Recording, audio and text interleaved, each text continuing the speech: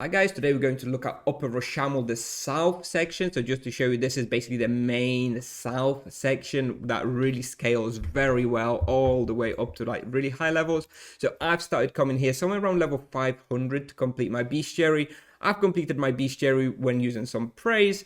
And at level 550, I'm now able to hunt here without using any praise, using charms exclusively.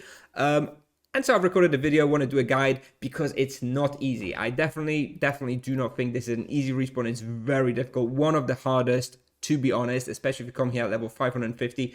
As you can see from my equipment, I'm using like tier 2 prismatic armor, which is very good. I'm using a sleep shawl for physical protection, and I'm using prismatic ring permanently at level 550. However, I am able to hunt here without using any praise. So that's pretty good. The result I was able to get at level 550 is 6.1 kk raw and expectedly somewhere between like 800k to about 1.2 kk. So yeah, very good results. Like for level 550, this is excellent. The only other respawn that comes to mind that's comparable with this is like Roshamuul West. So Roshamuul West and Upper Rosh, probably the two best respawns for this level range of Paladin. Overall tier rating, I give it is S tier, obviously, but it's very difficult at this level. That is worth repeating. This spawn peaks somewhere around 9kk raw, I think, probably somewhere around level 1000. I don't know exactly, it varies from player to player depending on skill level, but this place definitely does scale pretty nicely all the way up to like 9kk raw. With regards to difficulty, I give it a 9 out of 10 at level 550. I do recommend using at least one defense spray until you unlock full charms. Without full charms, it's really tricky here. So definitely at least one death spray until then. Once you have the full charms, as you'll be able to see in the video, you don't actually need the defense spray here, but still recommended because it is still a very difficult respawn. And this goes down in difficulty by like 1 out of 10 every like 100 levels or so. By the time you're like level 700, it's much easier. By the time you're like level 800, very comfortable if you know what you're doing.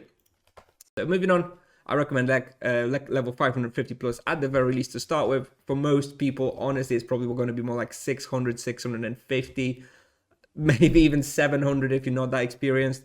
There is no access quest required. This place can be effectively hunted very well by knights, paladin, and monks. This is going to be a very popular spot in the long run for all of these vocations.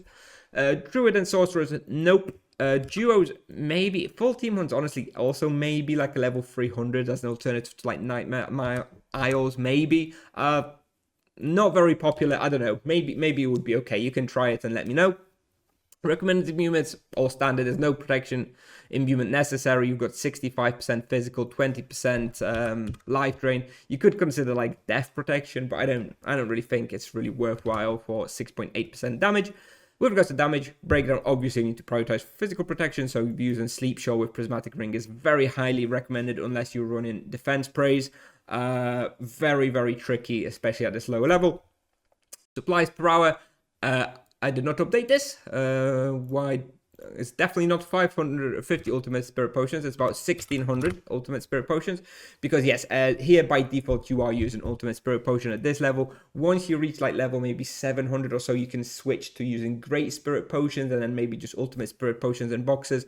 But if you come in here at a low level like a 550 or 600, you definitely just want to be using ultimate spirit potions all the time.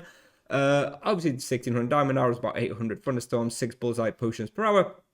With regards to charms, I recommend Overpower plus Avoidant Version on the Choking Fear, Zap plus Vampiric Embrace on the Retching, a Divine Wrath plus Void's Call on the Silencer, and Low Blow or Savage Blow plus whatever minor. I wasn't even using one. I don't know if you've got something like Adrenaline Burst or Guts or whatever, you can maybe stick that on Frazzle more. Vampiric Embrace and Void's Call doesn't really matter. You can switch those around as well. And if you don't have Overpower, either on Choke and Fear, you can stick something like Wound on as well. Gonna be alright. But yeah, you definitely want to have some good charms on Choke and Fear and Wretch and Horror. With regards to the wheel, I was using Grenade plus small HP gems. This is all I had really access to at this level. Obviously, at higher level, you probably want to couple Carpet and the Grenade to get that extra bit of damage. But you probably know what wheel you want to be using if you're much higher level than this. I was just using, like I say, Grenade plus a couple of small HP gems. And the character you'll see in the video is level 550 Paladin, 123 base distance skill with 4 loyalty, and 34 base magic level with 2 loyalty. So, looking at the route, as you can see, these little swords are basically the pulls that I was doing. So, I'm doing 6 pulls at level 550. So obviously you're going to come from here or from depot, you know, somewhere here, whatever. Let's assume you're coming from Roshamuul depot, actually from here. So I begin by coming in and I do a pull here. This one is a kind of tricky. I usually do that by like this tree that you can see here, and so that only 7 monsters surround me. This is a bit of a hack. There's only, you know, 1 less monster attacking me, 1 less monster waving me. So I usually try and stand by this tree in this pull. Obviously not necessarily at high level. Then I sort of kite all the monsters through here, do a pull here. This was kind of annoying. This is probably the most annoying part of this respawn, just kiting them from this little tight corridor, but it is what it is. I don't really see an alternative.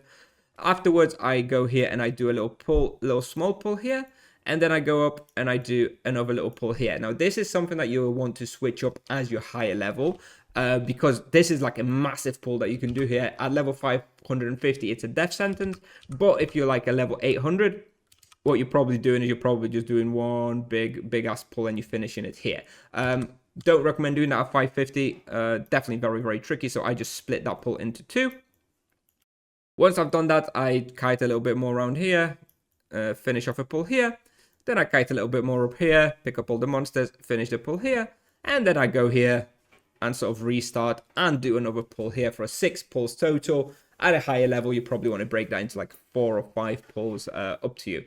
And yeah, this is basically how I hunted here. So, like I mentioned, one of the toughest spots in the game, at least at this low level.